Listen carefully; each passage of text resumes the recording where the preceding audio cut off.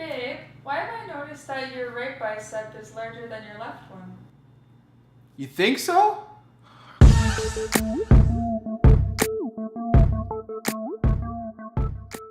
How's it going, everybody? It's PMdre back with another video. So today we're going to be talking about why you might be experiencing one side of your body being bigger and stronger on the other. Whether you might have a bigger bicep on your right compared to your left, bigger chest, like it could be anything. But mainly I want to talk about is why that is happening and the things that you could do to actually fix that. So the first thing that I want to mention, if just say we're going to hypothetically assume that you're right-handed. So if you're a right-handed person, there's a good chance you're using this dominant side all the time. Whether you're picking things up, even when you're in the gym, when you're lifting up weights, you're probably mainly using your right hand, or maybe in your everyday life, you're constantly using your right hand. Even in some moments, I know men and women can relate, even when you're getting off.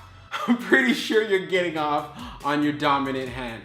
So you just gotta take this into consideration when you go into the gym. Hey, I'm trying to have everything equal as far as strength and size. So the first thing that I would recommend is start using dumbbells. The issue with barbells is that with a barbell, it's just you have a straight bar like this, and a lot of times the dominant side will help out your left side just for the fact that, hey, you know what, it's just one bar that you're pulling. So even if your left side is weak, your right will help.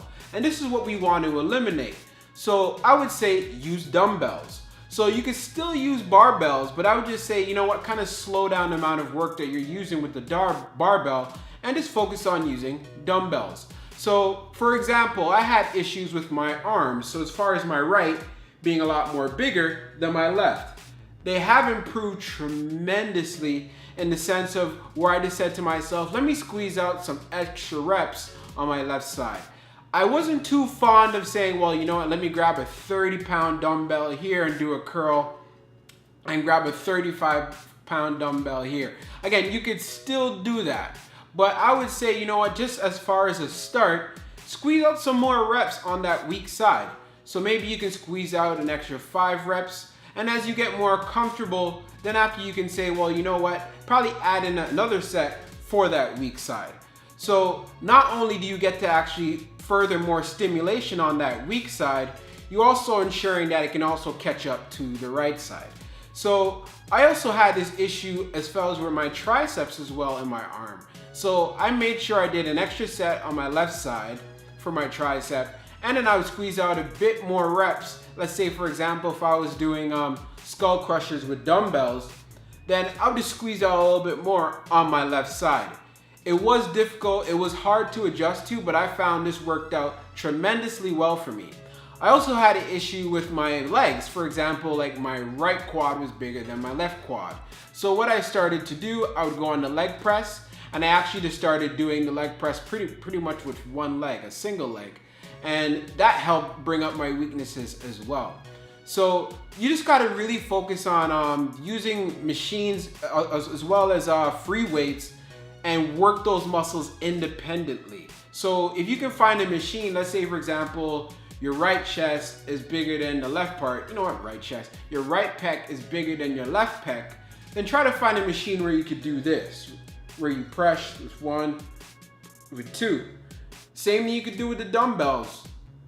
You can go up 1 like this, 1 like that. Or you could just work a set where you go 1, 2, 3, let's say you go up to 10, and then if possible, if you have enough energy, then you just kind of squeeze out a few more. If you can't, another thing you can do, you can put the weights down, do a quick pause, maybe for about 10 seconds, and then see how much you can get up. And that will help tremendously and really doesn't hinder the entire program that you're doing while you're in the gym.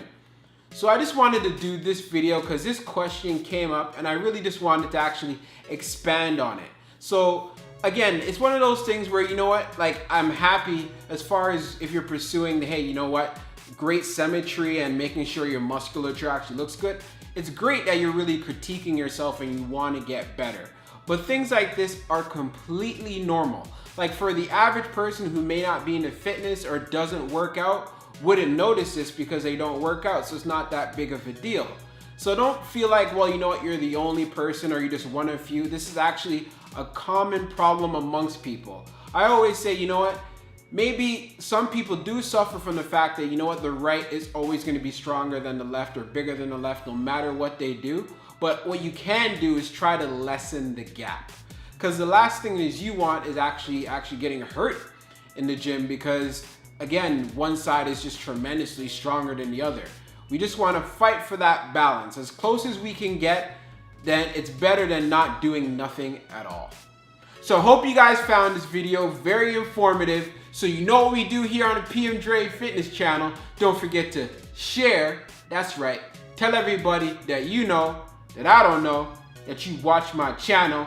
Like, that's right, like, comment, and subscribe. If you like this video and you want to see more, then subscribe to my channel. And I'll catch y'all later.